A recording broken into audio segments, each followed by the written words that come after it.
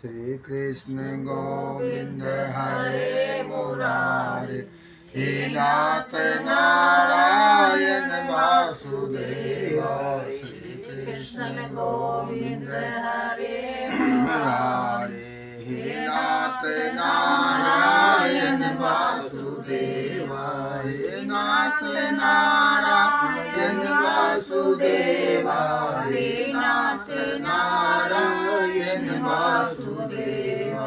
श्री कृष्ण गोविंद हरे मुरारे, हे नाथ नारायण वासुदेव। भगवान की जय।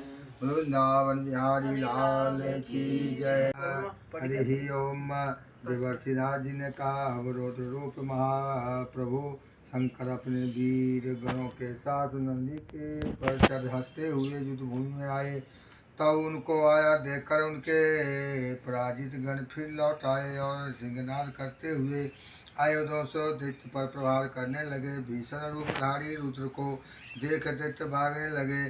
तब युद्ध में अपने दैत्यों को प्राणमुख होते देखकर जालंधर हजारों बाण छोड़ता हुआ भगवान शंकर जी और दौड़ दौड़ कर अपने शुंभ आदि वीर भी क्रुद्ध से अपने होठों से काटते हुए भगवान शंकर की ओर दौड़े। इतने में भगवान शंकर ने जालंधर के सब गण जालों को काट कर अपने गणों को निर्भय करके अपने अन्य बाणों को आंधी से दैत्य को पीत कर दिया और खरगोवा नामक दैत्य को अपने फरसे से मार डाला और बालवाहक का भी सिर काट दिया।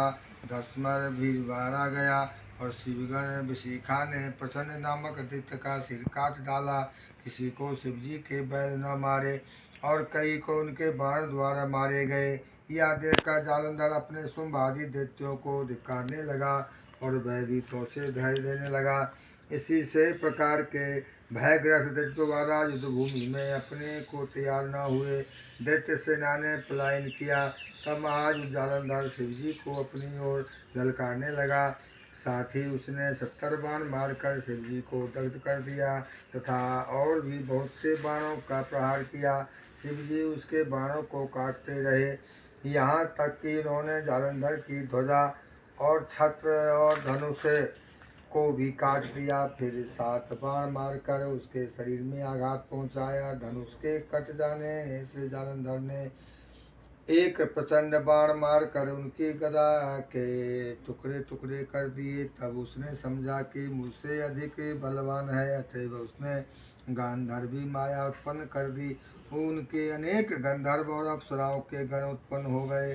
बीना और मृदंग आदि बाजों के साथ नृत्य तथा गान होने लगे और उससे अपने बाणों को रुद्र भी मोहित हो गए। उन्होंने युद्ध बंद कर दिया। फिर तो काम मोहित हुआ। बड़ी शीघ्रता से त्रिनेत्र भगवान शंकर का रूप धारण करने वाले वृक्ष पर बैठकर पार्वती के रूप में पहुंचा। उधर जब पार्वती ने अपने पति का अपने आते देखा तो वह सखियों के साथ त्याग दिया और वह आगे गई। पार्वती को देखकर कामातुर जालंधर के विद्वान और उसके पतन हो गए, जड़ में भी हो गया। गौरी ने उसे दानव समझा और अंतर्धान होकर उत्तर की ओर मानस के चली गई। तब वहाँ पार्वती को न देखकर जालंधर फिर शिव जी की ओर लौटा। उधर पार्वती जी ने भगवान विष्णु को बुलाकर दैत्य धन और कृत्य कहा और यह प्रश्न किया कि आप मुझसे अवगत हैं। भगवान विष्णु ने हाथ जोड़कर और सिर नवाकर उत्तर दिया, आपका कृपा से मुझे अब कुछ ज्ञात है। हे माता, जो आज्ञा हो पालन करूं। तब जलता माता विष्णु जी ने कहा, दैत्य ने जो मार्ग खोला है उसका अनुसरण उचित है, उसमें आज्ञा देती हूँ। तुम जाकर उसकी स्त्री और पति नष्ट करो, यह दैत्य भी मरेगा। पार्वती जी की आज्ञा पाती भगवान विष्णु उनके शिरोधार्य कर छल करने के लिए जालंधर की नगर की ओर गए। बोलो विष्णु भगवान की जय। कार्तिक महात्मा की जय।